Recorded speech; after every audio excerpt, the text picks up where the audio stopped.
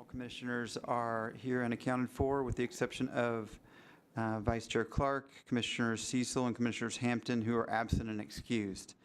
There's nobody in the public this evening, so no non-agenda public comments. Looks like we have an approval of minutes. Move to approve the minutes from December 7th, January 11th, January 18th, and January 25th as included in our packet. Second. All those in favor, say aye. Aye. The minutes stand approved as written. New business this evening.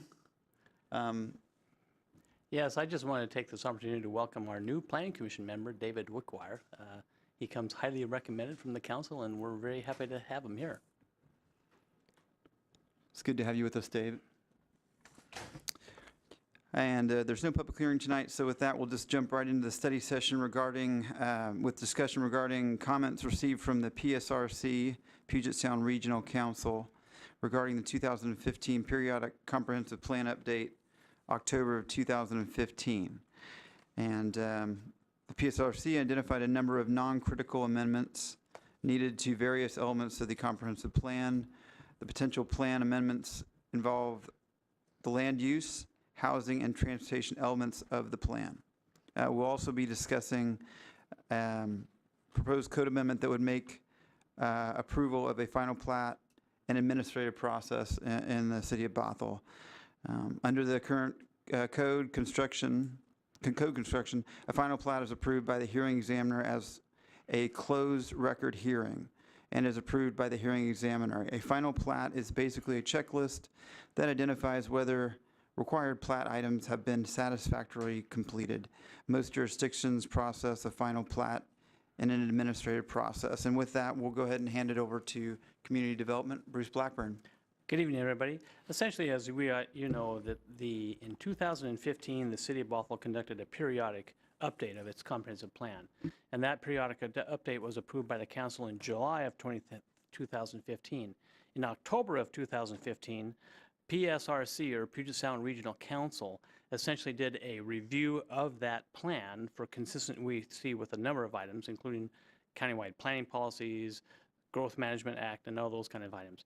They did identify a few areas where they thought the plan could use a little bit more definition and a little bit more work, but I would note that the majority of the plan they clearly identified was consistent with the provisions of the Growth Management Act. Can you kind of explain, just so everybody knows, what a periodic plan is? Oh, absolutely. Every 7 years, the city of Bothell has to go through a couple of different types of periodic updates to its plan. And that's basically to reflect a number of new things. One, of course, is changes to state law. The legislature does have a tendency to make changes to the Growth Management Act. And the other is just to reflect changes in your own community. As anybody around this area knows, that in 7 years, this community changes quite a bit. And that kind of has a dual purpose from that standpoint, to look at both the state law provisions as well as to reflect new realities within our community, you know, new populations, new growth trends, and all those kind of things. So that's basically what the periodic update does. This was a fairly extensive periodic update on 2015. So we actually looked at the entire plan and looked at not just the elements, but also the sub-area plans. And does that include updates with countywide planning policies? Absolutely, yes. In fact, what am I trying to think of? Growth projections and carrying capacities? yes, as a matter of fact, one of the key features of the periodic update in 2015 was we had a deficit of population within our Snohomish County portion of the city. And again, as Tom has identified, there are 2 counties within the city of Bothell. We have to comply with both Snohomish County and King County growth target allocations. I'm going to get a little bit more into that in my presentation. But the concept there was that we did have a deficit, and we had to address that deficit by adding some capacity, basically in population, to our plan so that we could make sure we met the growth target assigned by Snohomish County. Buildable lands, that's what I was trying to think buildable lands, yes, absolutely, Yeah. yes. All right, so I think I'm just going to real quickly go into a quick presentation here. And essentially, as soon as it goes, yes, that's what I want you to do. I'm sorry. I'm talking to my computer.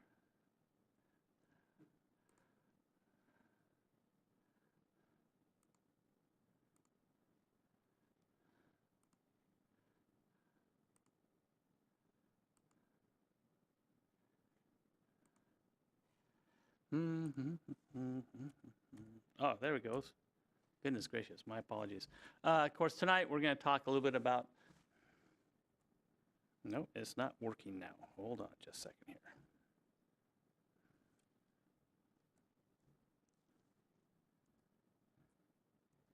Yes, my slideshow is not showing on the screen.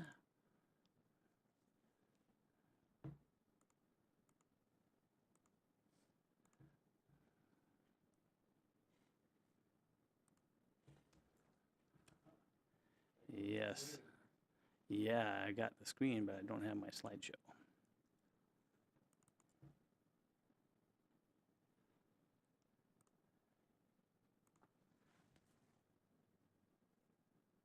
Okay, now we're cooking.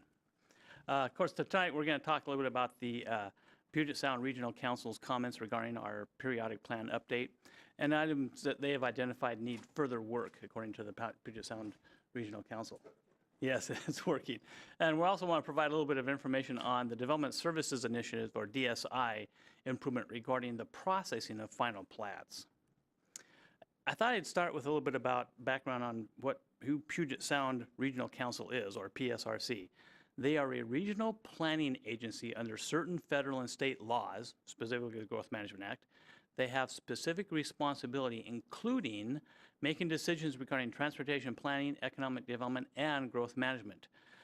There are 80 member entities from the counties of King, Snohomish, Kitsap, and Pierce counties who make up the PSRC. They are a regional forum where decisions about those type of things, transportation, growth management, economic development, occur. And the PSRC is overseen by an executive board which makes decisions on behalf of a General Assembly. And the General Assembly is comprised of the 80 jurisdictions that make up PRCC. The city of Bothell is a member of the General Assembly.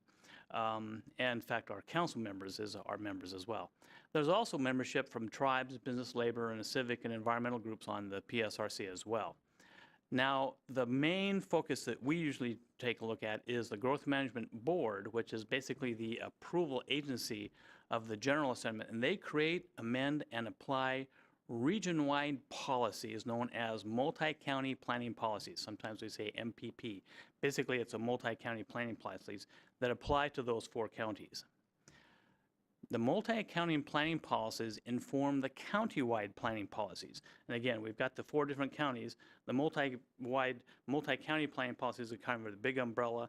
You go to the counties, and they have their own county-wide planning policies, which are then distributed to local jurisdictions. One of the PSRC's biggest roles is distributing funds for transportation improvement projects to jurisdictions. One of their big items is to review certain activities and certain grant requests that jurisdictions have. They also work with counties in assigning population and employment growth targets, which again, through a couple of different county processes we participate in 2 of, as you know, are dispersed to jurisdictions within those individual counties. Now, we are assigned growth targets by both King and Snohomish County through their specific processes, and it only covers those portions of the city within that county. So in other words, King County doesn't generate growth targets for Snohomish County, and Snohomish County doesn't generate growth targets for King County. It's the city's responsibility to craft a comprehensive plan that provides sufficient capacity, and you hear us talk a lot about the capacity, to meet its required growth targets. And the city of Bothell does that through assigning plan designations, which basically are population densities, and lands for employment within its future land use map, or FLUME.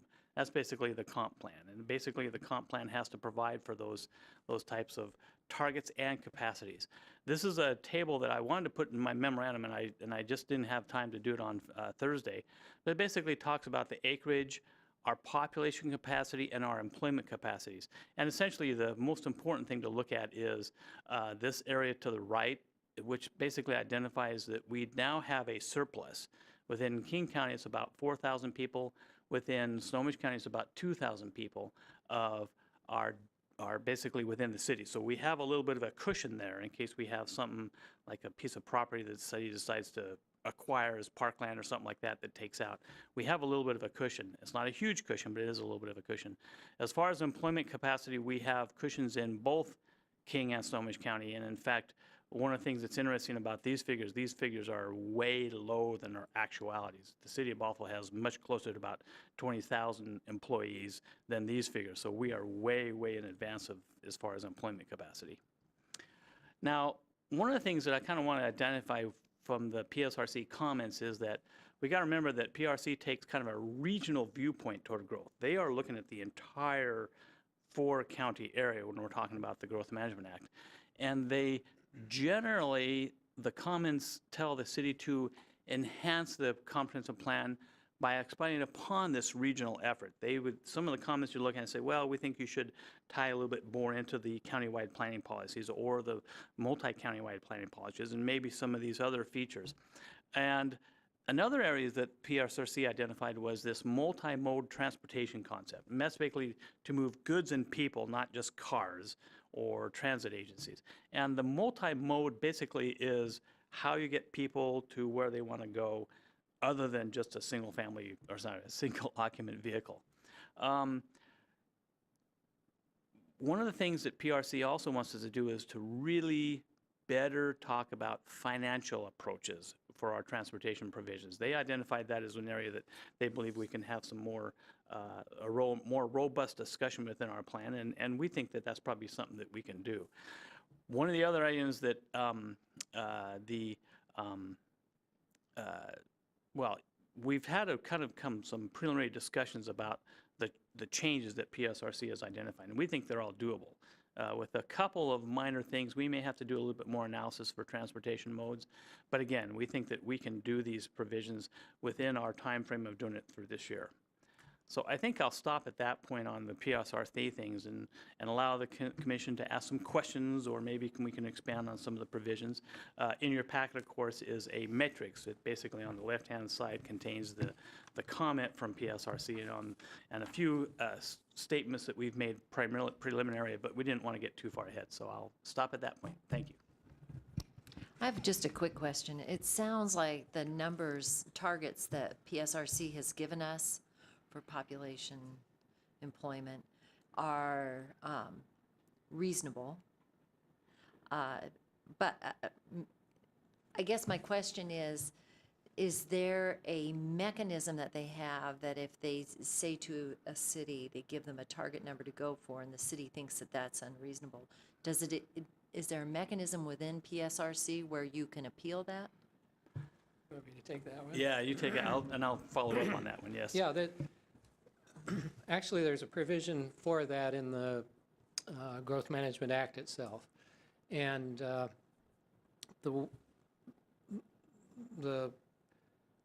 guess the framework of how that's structured is to communicate with the counties and the other jurisdictions within those counties and work out a new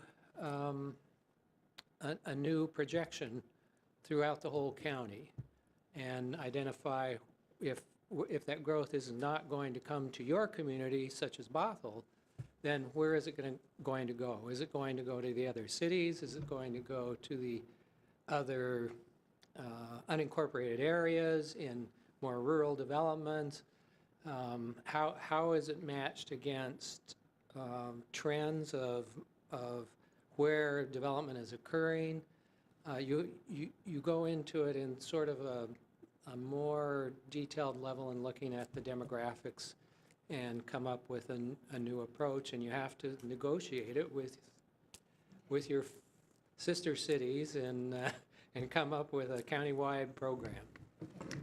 Interestingly enough, though, I'll add an anecdote to that because in my career I had an opportunity to actually challenge a census, federal census for a city once because we thought they were too low for our population.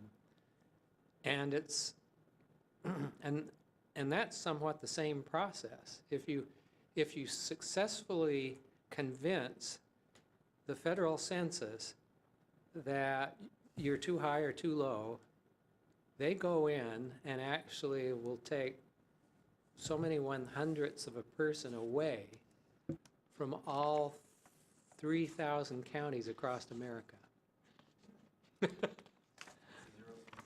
It's a zero-sum game. Yes. And it's the same way in Washington when you're projecting growth and in future growth within Washington State. So, you know,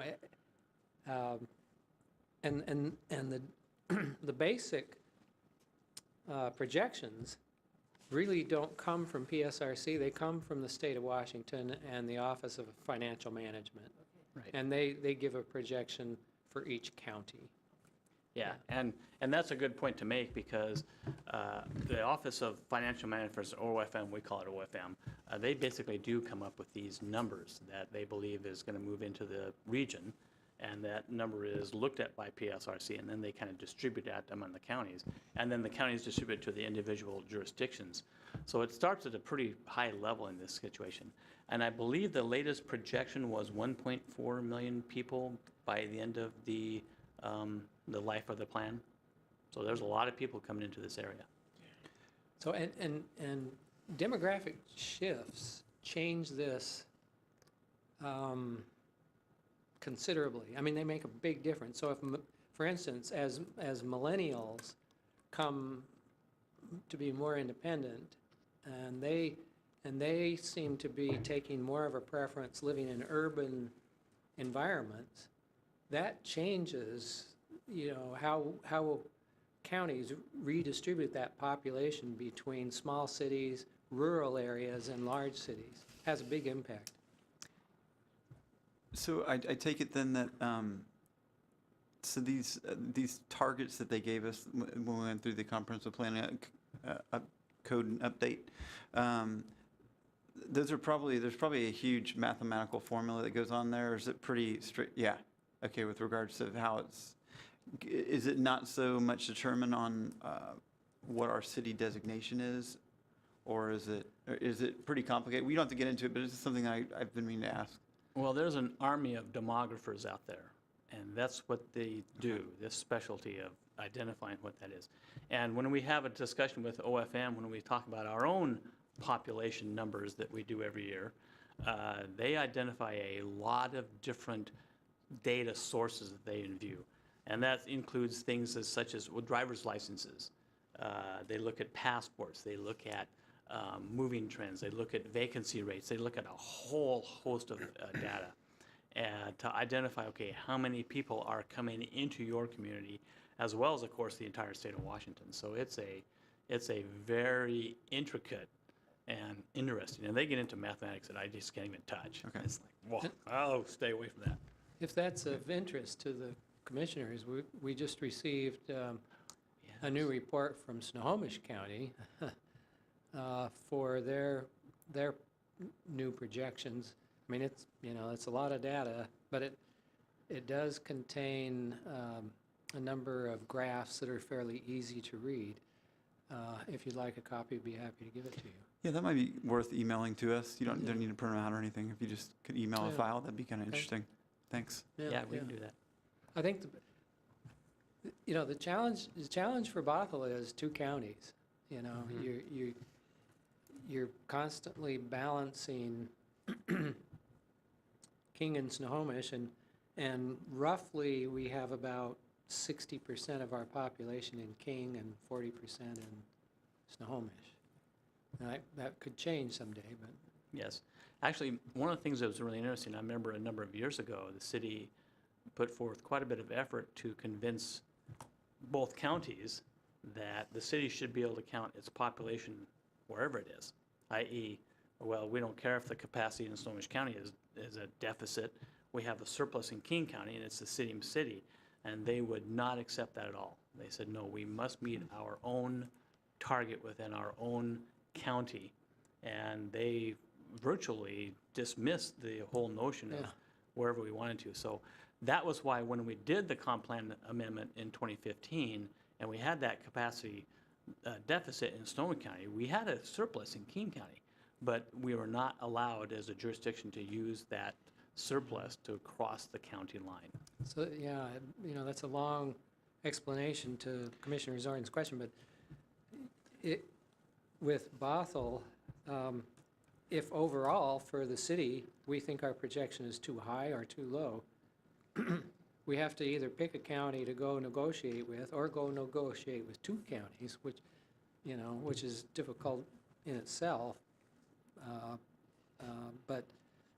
But certainly King County is the big elephant in the room, and that they're difficult to negotiate with, just because of all the larger jurisdictions that comprise King County. And I can say that in years past, I know we have made efforts to, okay, well, that's a lot of allocation for our community, maybe we can change it. And those efforts were met with some success, but more, well, it's your responsibility, it's your target, you must meet it. Now, the more interesting thing, I think, is that there's not a comparable projection and process for jobs or employment on the other side. We have more latitude to project and control our own destiny for jobs. Yeah, which is, in some ways, is kind of too bad because we have such a huge number of jobs. We are in great shape for that. Great. So we're taking a look at a couple things, like the housing plan, for instance, that will address some of the comments that they have. Do you think there's anything that we're looking at, like Canyon Park, for example, that won't be wrapped up within this 2017 timeframe that we want to get a response back to PRSC? You know, that's a really good question, and that's one of the elements that we are going to have to take a look at. Most of the comments that PSRC had regarding to the Canyon Park Regional Growth Center was about, well, they wanted to see a better map of what that area was. They wanted to have a little bit more information on that. We may have some of that information. We may not have all of it until we complete the process in 2018. And I think that, and I don't want to speak too much for them, but I think that they'd be willing to understand, because we're in this, pretty major effort to update this particular sub area, if you would, within our community. I think they'd be pretty comfortable with the idea. Sorry to interrupt. Okay. Could you either move closer to Bruce or sit on the end of the table? Try to right move. Oh, he's in your camera angle. No, the camera. Remotely, so it's just got that shot. There you go. There you go. So anyway, yeah, thanks. We're doing lots of audio-visual stuff tonight. In any event, yeah, so I think that a lot of that effort will go toward making those changes within this time frame. And, we're going to have to change the plan in 2018 anyway, so if we miss a couple things, we just have, hey, look, sorry, folks, we couldn't get that particular aspect completed within this time frame. I don't think they're going to have a real issue with allowing us to have some more time. Again, they didn't identify any deficiencies, from the growth management aspect for that plan. It was just these are the things where these are the areas where they think that we could do a little bit more robust job. Can you pull up the demographics slide again where we had our projections? Oh. There you go. I'll send this to you, by the way, and with the information that we've identified earlier. And I know it's only been 2 years or even a little bit less, but this includes the zoning changes to like Country Village and to Canyon Park in order to meet the Snohomish County targets. It does. Have those numbers been adjusted since we've looked at them last time? Are they? No, we have not done any comprehensive plan amendment changes except within Fitzgerald sub-area, where we did lose some capacity in the Snohomish County area. I don't think these numbers take that into account, but you're probably looking at a deficit of about 300 people. Yeah. So it's probably more like about 1,700 surplus in Snohomish County. All right, thanks. You bet.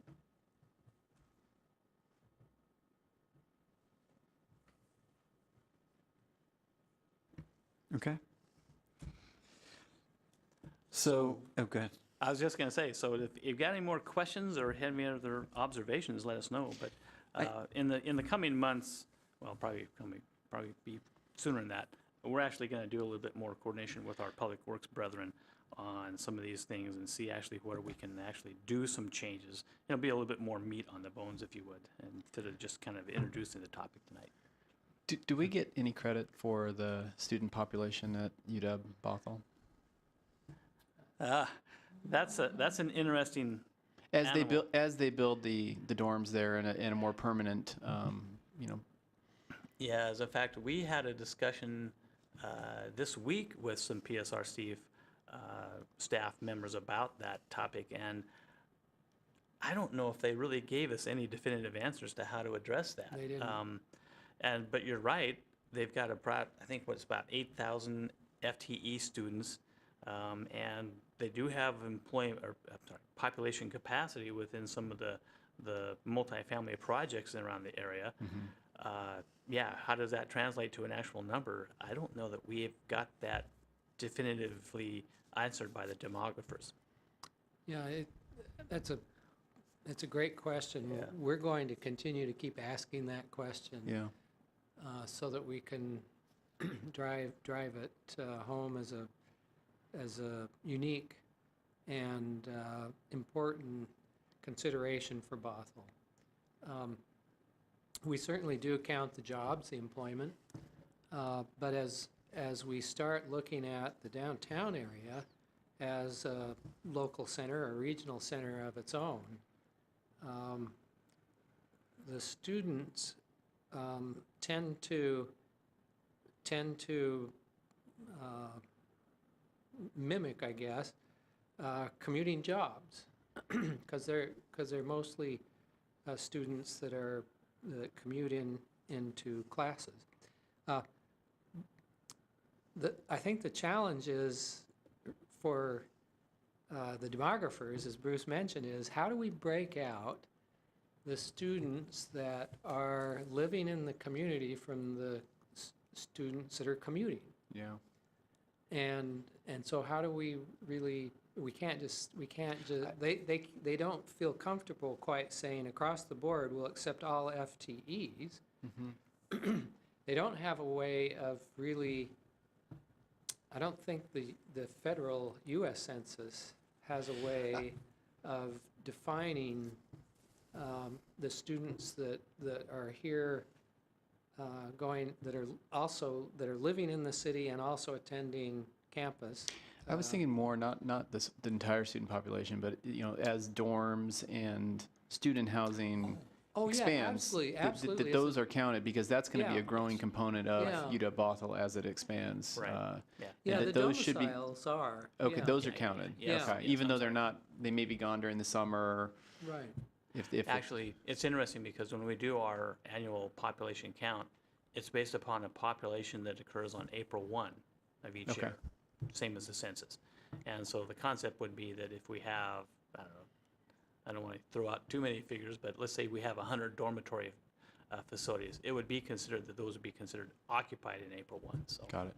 Okay. we should be able to get credit for those. I think what happens in most college towns, we can research this a little Yeah. bit, but but I think what happens in most college towns is they do their own local surveying and present the results of those local surveys to the regional agencies and tell them what we think, are the breakdowns of those populations.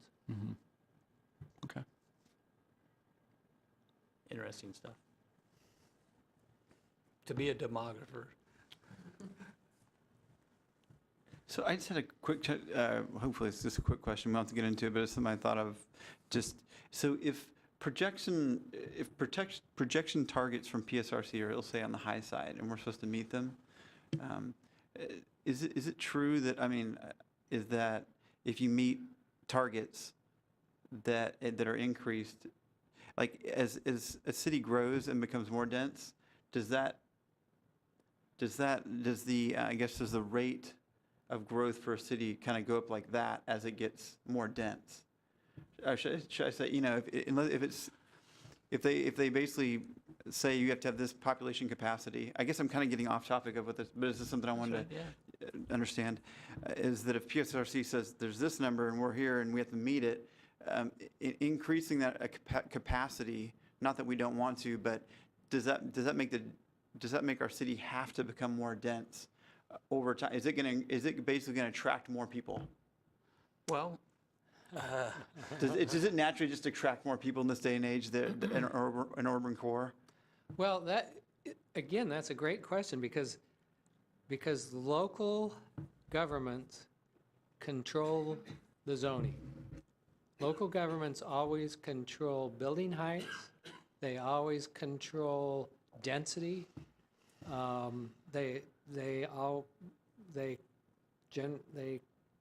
They control the key components to accommodating growth. So the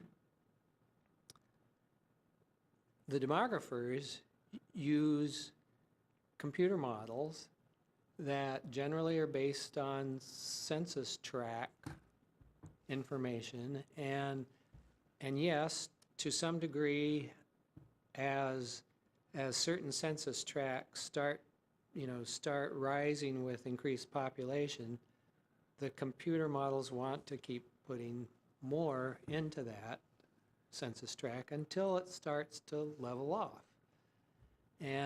But once it levels off, then typically the computer models start spilling it over into the next census tract that's next door or surrounding that one. So that's kind of the way the computer models work. But they're getting more sophisticated all the time. And as cities, local jurisdictions, cities and counties make decisions on land use and for instance, where activity centers are going to be located, the programmers of these demographic models can actually insert some some weighting factors based on that. Say, okay, these cities have adopted zoning for activity center growth, and they've raised their building heights, 20 more feet. So we'll purposely put some population there rather than having the computer model put it in by gravity. Okay. And that's kind of the process that we're starting now with PSRC. They're getting ready to update their model to go from 2035 to 2040. They've been kind of laying the groundwork for the 2040 projection for a long time. Now they're ready to do the next iteration of that. Okay. Yeah. All right, thanks, Tom. And the other thing about growth management is generally all the cities are updating their comprehensive plans with the big 7-year update all at the same time. And that's what helps all of these demographers to balance everything with each other, all the other local communities. I see why it's so important for all the cities to get their information in on time then. So Yeah. because if you're missing one or two, then it could throw it off a lot, Yeah. or make uncertainty. Thanks. It might be helpful for me just to understand the why for there's a lot of stuff here, and you guys are going to dig in the details. You're going to come back with your responses. It may involve code changes. So that's the work product that then we'll review, and you're giving context now for that later work product. Is that the purpose of Yes. the introduction? Okay. I just want to make sure the framing of this information and what should we be thinking about as we go through this material, because it's obviously fairly dense and lots of aspects here. yeah, and actually, it is pretty amazing how complex and how much information is thrown into these, well, the computer models, as well as our own buildable lands analysis.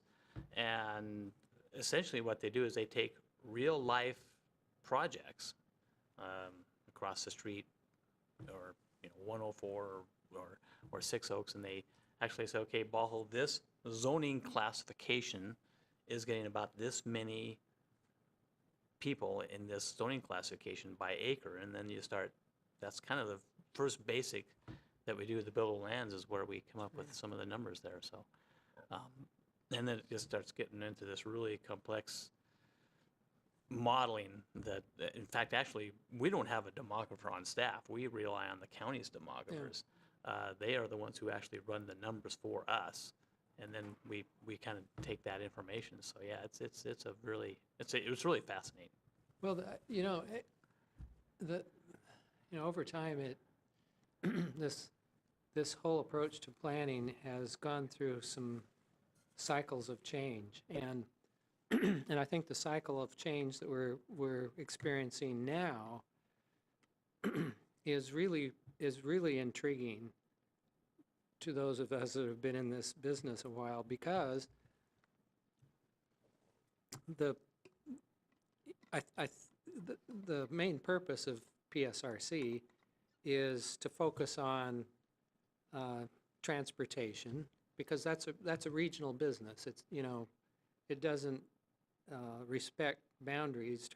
Transportation goes beyond jurisdictional boundaries, and it's region wide. So the influences of there's influences of ability to build capacity within infrastructure. There's influences of personal selection, where people want to live. Are people still interested in single-family suburban subdivisions? If the millennials are more interested in living in the neighborhoods of Seattle, for instance, and Seattle grows, instead of, what did they say? Instead of up to 750, they grow to 1 million. Yes. That shift of 250,000 is going to change the rest of the region surrounding it. There won't be as much housing need to be programmed further away from Seattle if that personal selection continues.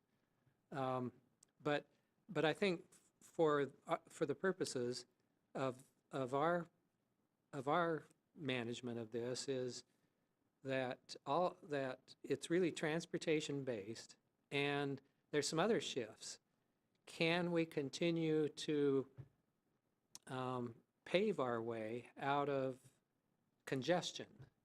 The way we did in the 80s and the 60s and the 70s, we could always pave our way out of congestion. Can we continue to do that? Or is there going to be a natural shift towards transit? And there's been a federal shift. There's more money, at least during the last administration, more money went into transit than had historically been going into transit. And is this new administration that started the first of this year going to rebalance that and put more money into surface transportation for addressing congestion and building capacity, or is it going to continue to move more funds into transit? So that, just what happens at Washington, D.C. and the federal level on the budget has a big impact on this as well. So you're managing all those different variables in this kind of projection to balance transportation and land use.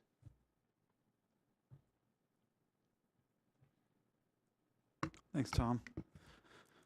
That is pretty complicated and a lot of different moving parts going on, so that must be interesting for you guys who've been in the field a long time. So, Are you just taking random questions? Because Yeah, I can do random. okay, yeah, I think right now you're just having a discussion, yeah.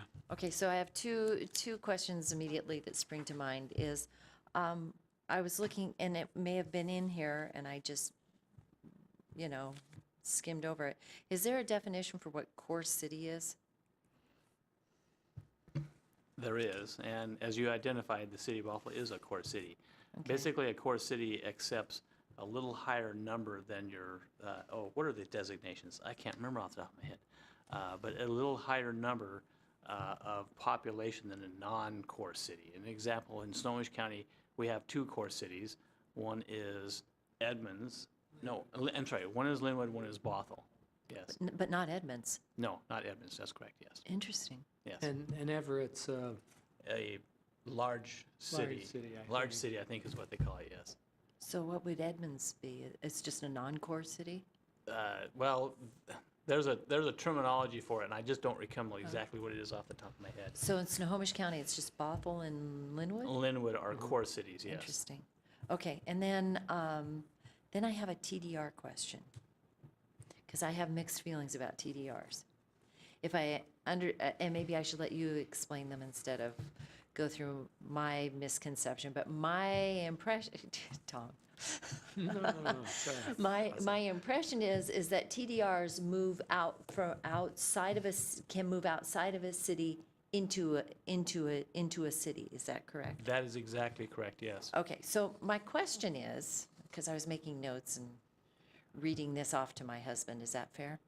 He said, his question was, so developers can buy their way, because they can buy transfer development rights, out of code restrictions. No. Okay, no, so no, eyebrows no, went up. No. So, okay, so And- I will let you clarify And that. here's how a TDR, a transfer of development rights, happens. Basically, what there is land credits within the rural areas of the counties. Basically, the areas we don't want to have developed because it's got certain rural or certain resource lands and provisions. What they do is you have a program you set up with your local government, the city of Bothell, with Snohomish County or Keene County, depending on what happens, and the city identifies areas that are receiving sites for those type of credits. And essentially what you do is you set up that receiving site so it can take those units. For example, it might be greater building height. Maybe it's a bigger floor area ratio. That's what a lot of jurisdictions do, floor area ratios. Then essentially what happens is the developer buys the credits from the rural lands to save them, and then you take that unit credit and put it into a local jurisdiction. There's a lot of benefits that go with that, including improved transportation funding. The LCLIP is a real famous, it's basically a tax financing mechanism that allows cities to use certain types of property taxes and sales taxes to generate improvements within that area that's accepting as a receiving site. So there's a lot of benefits to the local government because you get a lot of infrastructure improvements. Well, a TDR should be plan-based, not, not completely code-based, so that if you, if you're planning to have a giving site and a receiving site, you would incorporate that into your comprehensive plan. So a receiving site would be, it could be at this level of growth without a TDR, and a range up to this level with a TDR. Sounds complicated. So quick question. So if you were to plan a receiving site, in my mind, I was thinking of, you have a certain sub-area with a different use that flanks it. Could you plan within a certain portion of a sub-area that would be a receiving site, so that you would leave those buffered areas on, you know where I'm going, those buffered areas Oh, where yeah. you don't have building height, you don't have increased density, but where it's least impactful within a certain parts of a given sub-area, that's a receiving site for a TDR? You can dial it in with whatever level of detail. Okay, You so desire, yes. okay, that's desired, that's what I was wondering. Yeah. Okay, thank you. Yes. A classic situation is a lot of jurisdictions say, okay, your standard development as autonomous is you get to have 35-foot height. If you do a TDR, you get to go up to 45 feet. I mean, that's kind of what a lot of jurisdictions do.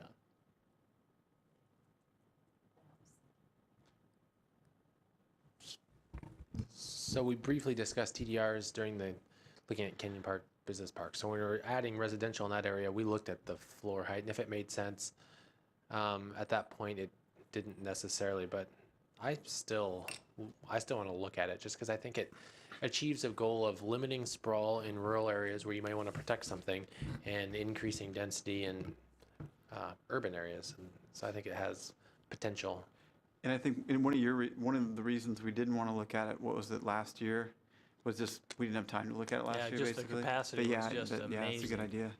But I agree. it's a really well-accepted program throughout. Well, I think almost every other King County jurisdiction does it except Bothell and somebody else. I'm trying to remember who it was, but Issaquah, Kirkland, Redmond, they all take TDRs. I'm just curious with if the clustering code changes or subdivision that we approved last meeting get approved, I assume that flows into because you're going to get bonus lots. I mean, is there a kind of a calculation on how many developers will take advantage of that citywide? Because we're going to have more units, or is it not that big of effect? It's hard to predict, and Yeah. Because part of it is that we're dealing with a lot of market factors. Yeah. Okay, I mean, there's I know a it's certain- optional. Yeah, there's a certain beauty behind getting a couple more units if it makes sense for my market, my product. There are some developers that said, I'm sorry, I have to have a big lot for my style of housing. Well, we have a lot of anecdotal evidence that says that there's a lot of very interested developers in this style of housing. And it's kind of a negligible number in terms of unit gain. If it's 1 unit per 10 or 20, and we do 200 units a year, single-family units a year, that's not a big number. Yeah, it's a real small number, actually, measured on a citywide basis.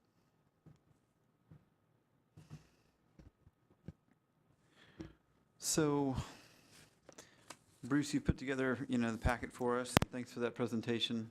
You bet. And I know this is still kind of a work in progress, and this is the first study session on this.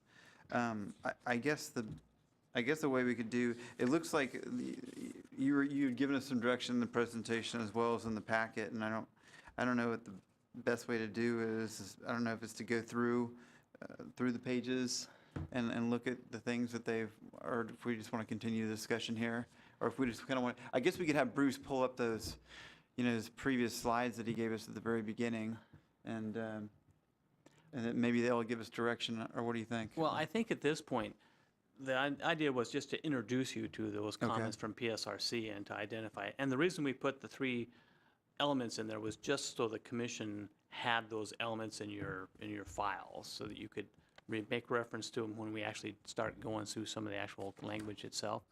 We do have a ways to go to do a little bit more coordination with. There's 2 PSRC staff members we want to talk to a little bit about, and particularly the transportation multimodal area. We want to make sure we get that understood completely from them. So we really don't have a lot more point to tonight's meeting other than primarily just to introduce you to this topic. And actually what's been kind of interesting is that we've had a lot of really great discussion here. So that's really interesting to us to find out where the commission is kind of thinking. Can I ask a question?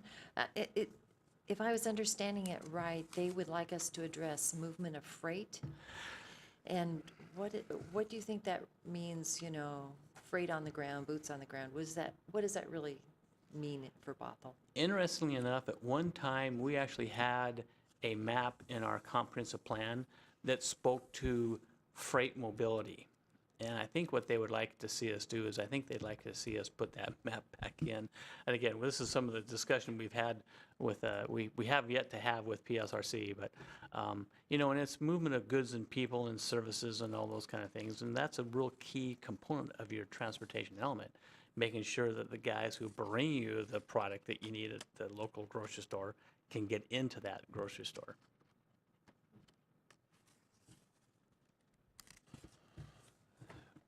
Are we going to touch on the second topic independently, or can I ask a question about that now? I was going to get into that in just Okay. a few moments All right. I'll wait. when the chair tells us to start.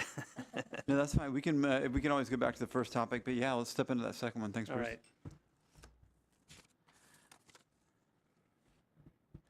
Essentially what this would be a potential code amendment that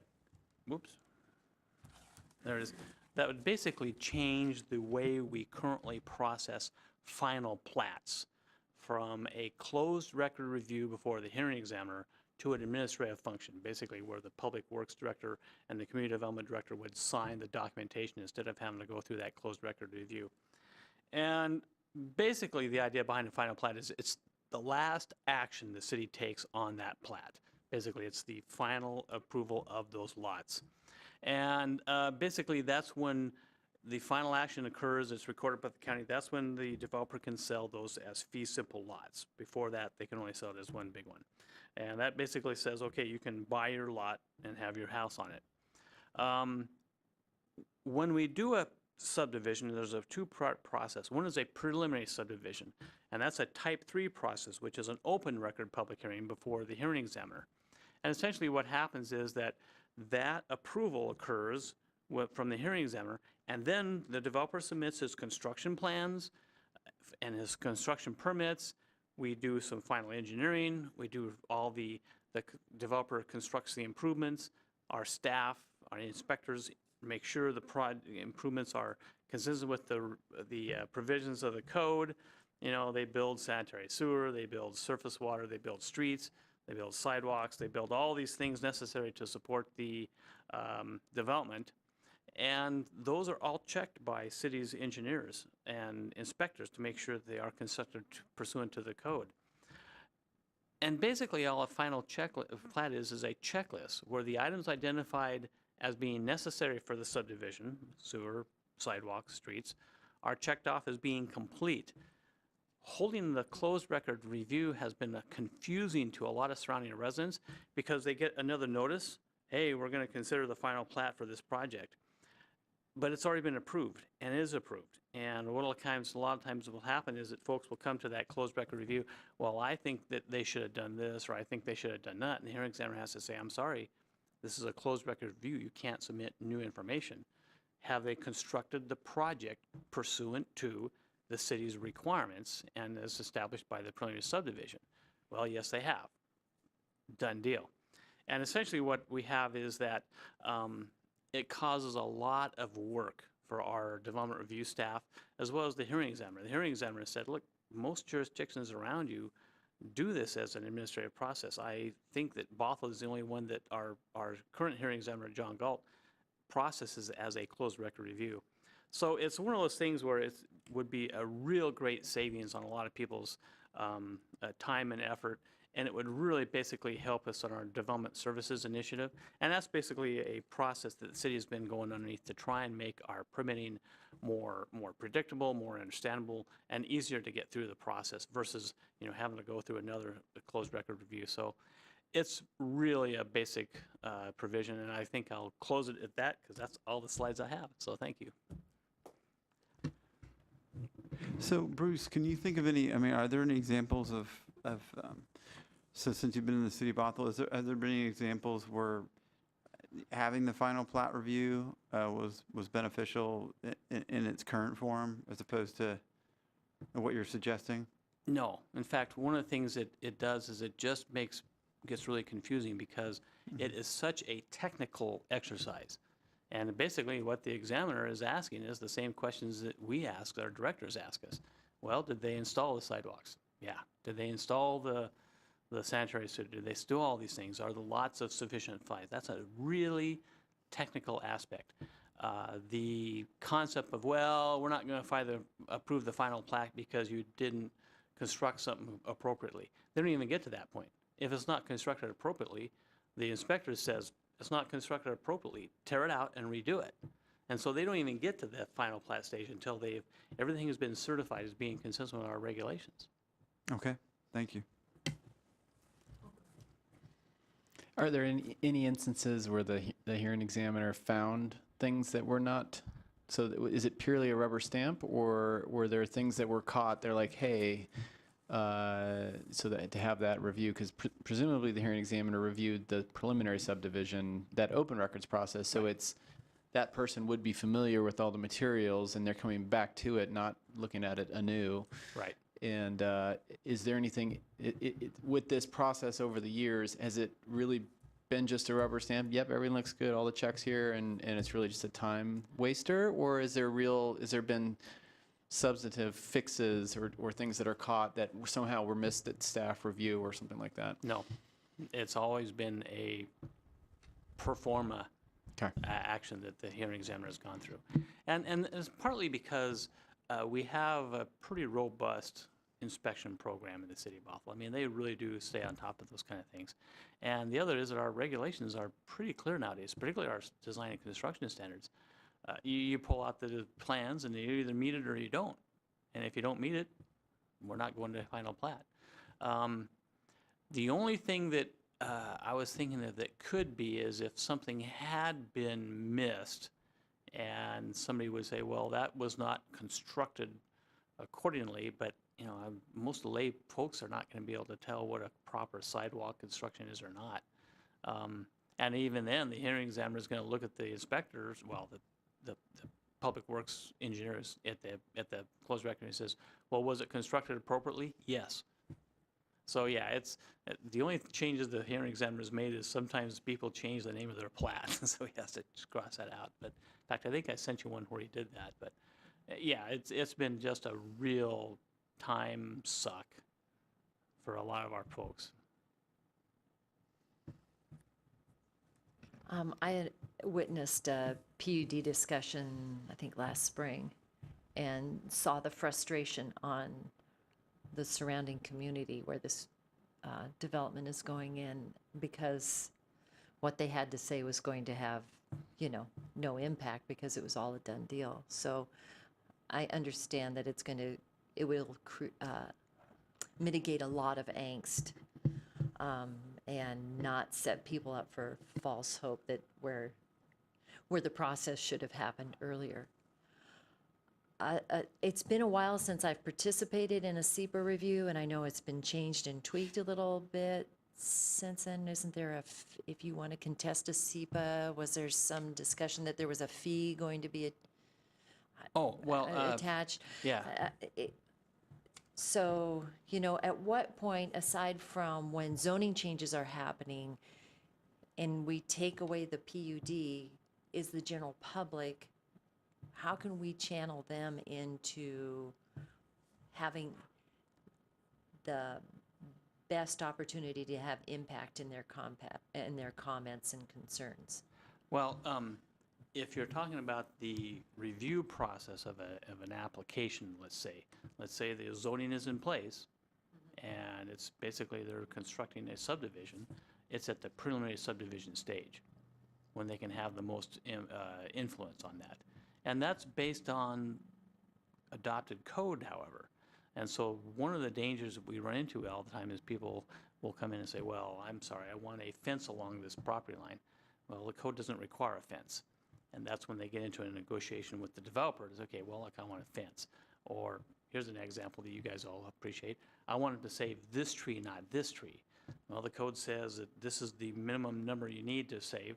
And if they're providing that for that minimum number, whatever it happens to be, whether it's 15 or 20%, the hearing examiner is going to say they've met the code. We don't require that they provide more than that. However, you get into a negotiation with the developer. Okay, so then I guess my question to you is as a city staff where you're having to, you know, be that liaison for the public coming, is it easier for you to have them go before a PUD examiner and let him arbitrate it? Or is it just from your end? Or is it easier for you to just say, this is what you have to, here's your options? And again, I think we're kind of mixing things up. You have your initial approval of the project, and we always encourage people to come to and provide testimony to the hearing examiner for those type of things. That's when the project is approved by the examiner. Is the preliminary subdivision or the preliminary PUD, those are the things where the project is approved. You get into the final plat, the project's already been approved.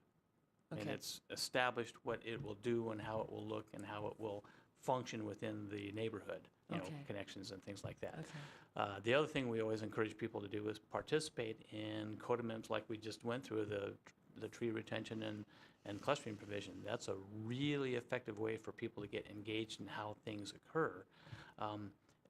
Primarily because it's the codes that the hearing examiner is going to implement.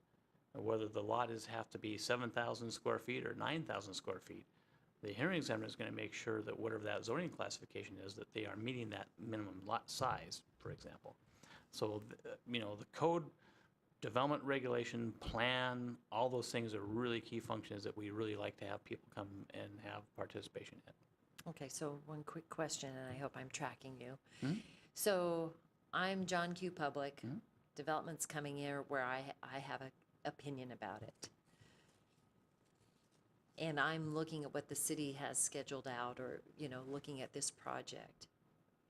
Is it going to be less confusing for me if I see that there's only one hearing and that's at the start of the project and not a hearing at the end of the project? Yes. Okay, Yes. Again, remember, there's a real difference between an open record review and a closed record review. And because, again, the closed record review is, okay, here's the record. Let's have a review on the record, not, you know, okay, well, I'm sorry, I want to introduce something new. I saw a heron fly by the other day or something like that. That's new information. It can't be allowed in a closed record review. So, yes, it's much better to have one hearing and not have two hearings or two meetings where people come in and they have this false expectation. It's just really is kind of tough. Yeah, I think the, excuse me, the preliminary approval, the Growth Management Act says early and ongoing public engagement. So the greatest amount of impact is at the beginning, at the first preliminary plan review and SEPA. and that's critical. I mean, that's where the developer is not as entrenched with his expenditures. It's where planners can make the greatest influence on the project, and that's the point where neighborhoods are going to be most effective. The final plat stage is a very narrow focus for approval. Does it meet the code? Does it meet the conditions of approval? If yes and yes, you must approve. There's no discretion. And that, as you pointed out, can frustrate neighbors at that point.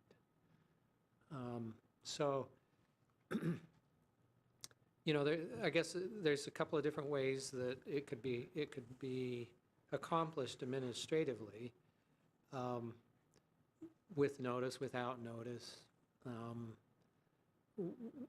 Most administrative decisions for a final plat will not incorporate a meeting, public meeting,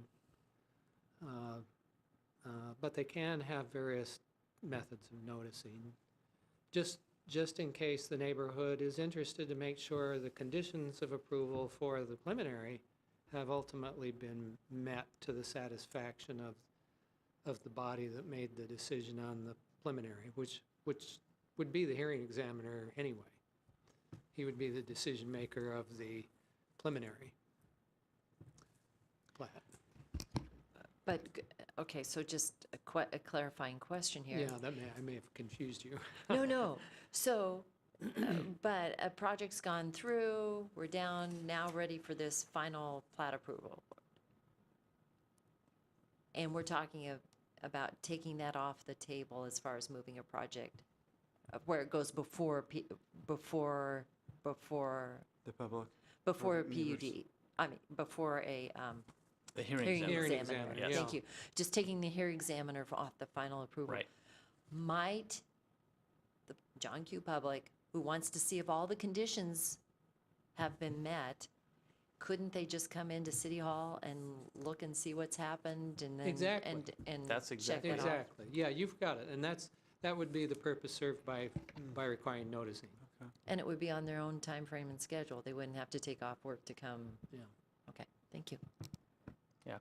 I think maybe what I'll do is I'll just kind of real quickly go through kind of the process of an application, let's say, and I'll use the preliminary subdivision because that's an easy one.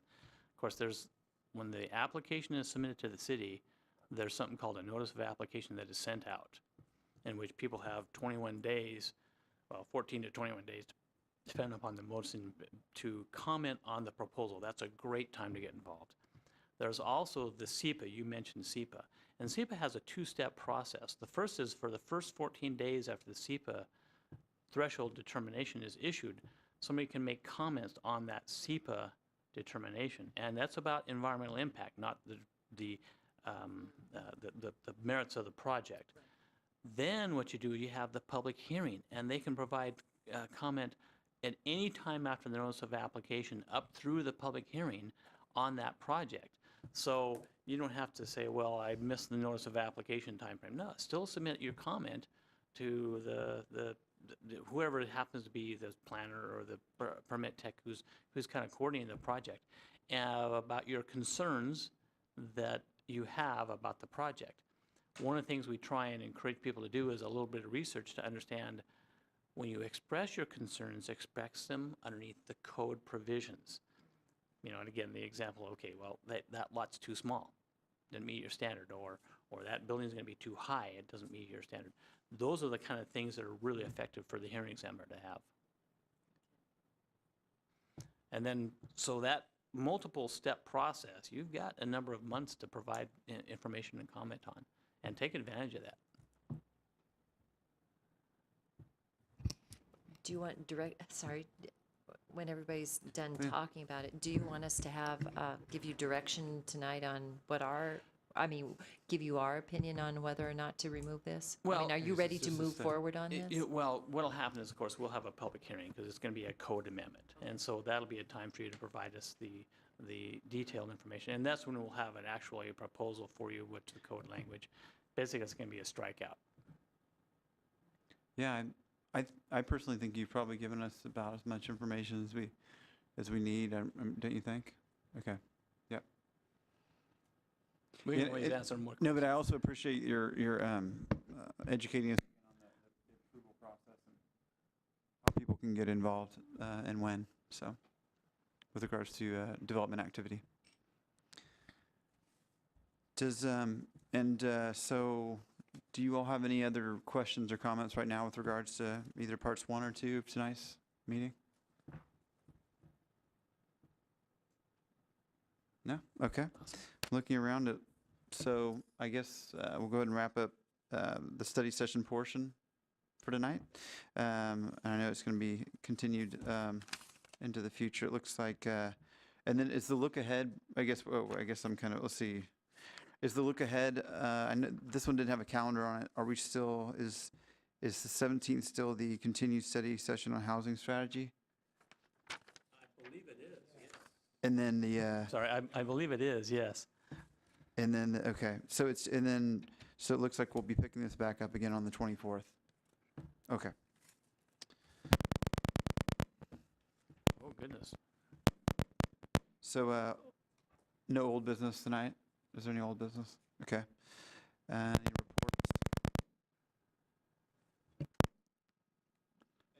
I don't know what's going on. But anyway, do any members have any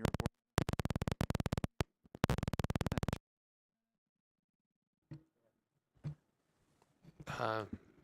Motion to adjourn? I second the motion. Okay, all those in favor? Aye. Aye. We are adjourned. Thank you.